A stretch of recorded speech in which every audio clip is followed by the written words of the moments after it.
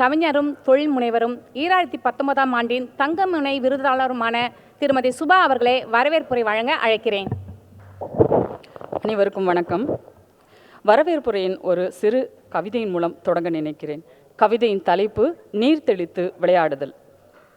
முன்பின் பழக்கம் இல்லாத பயண வழி உணவு விடுதியில் சாப்பிட்டு விட்டு கை கழுவ போனேன். சாதாரண உயரத்தில் 2 வாஷ் பேசின்களும் மிக குறைந்த உயரத்தில் 1 வாஷ் பேசினும் இருந்தன. கை கழுவும் போது காரணம் தெரிந்துவிட்டது.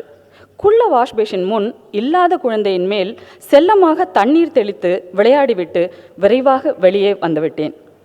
கவிஞர் முகுந்த் நாகராஜின் கவிதைகள் நம் மனதிலும் முகத்திலும் ஒரு புன்னகையை ஏற்படுத்தும்.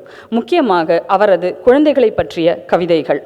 நாம் தினமும் கடந்து வரும் அற்புதமான குழந்தைகளின் உலகத்தில் நாம் கவனிக்க தவறிய மிகச் சாதாரண கணங்களே அவரது கவிதையின் களம். குழந்தைகளின் உலகத்தை அறிந்து கொள்ள எழுதப்பட்ட பெரியவர்களுக்கான புத்தகம் பிரெஞ்சு மொழியிலிருந்து தமிழாக்கம் செய்யப்பட்ட குட்டி இளவரசன் எனும் புத்தகம். அந்த நூலிலிருந்து 2 வரிகள் இப்படியாக உள்ளன.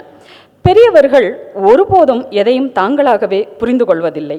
எப்போதும் ஓயாமல் அவர்களுக்கு விளக்கங்களை தருவது குழந்தைகளுக்கு சலிப்பாக இருக்கிறது என்னும் வரிகள். ஆம், குழந்தைகளின் உலகம் முற்றிலும் வித்தியாசமானது. அந்த உலகத்தை விளங்கிக் கொள்ளும் முயற்சியில் ஈடுபட்டு சுமார் 20 ஆண்டு காலமாக தனது பங்களிப்பை செலுத்தி வரும் இவ்விழாவிற்கு சிறப்புரை ஆற்ற வந்திருக்கும் SUSSின் மூத்த விரிவுரையாளர் முனைவர் காவேரி அவர்களை 2 கரம் கூப்பி வருக வருக என வரவேற்கிறோம்.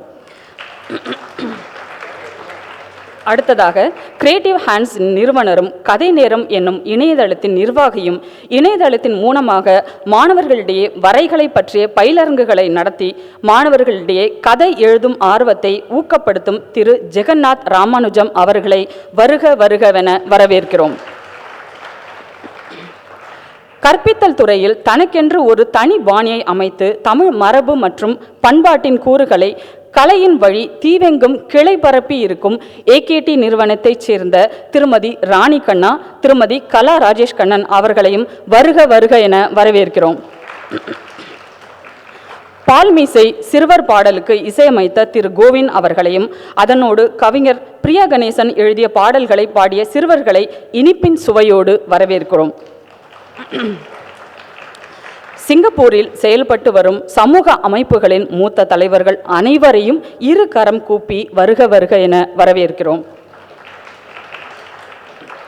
தேசிய நூலக வாரியத்தின் தமிழ் பிரிவின் தலைவர் திரு அழகிய பாண்டியன் அவர்களை வரவேற்கிறோம். அழைப்பை ஏற்று வந்திருக்கும் பள்ளி ஆசிரியர்கள், தமிழ் துடைப்பாட அமைப்புகளைச் சேர்ந்த பயிற்றுவிப்பாளர்கள், நிகழ்ச்சியை காண வந்திருக்கும் உங்கள் அனைவரையும் வருக வருக என்று வரவேற்கிறோம். நன்றி.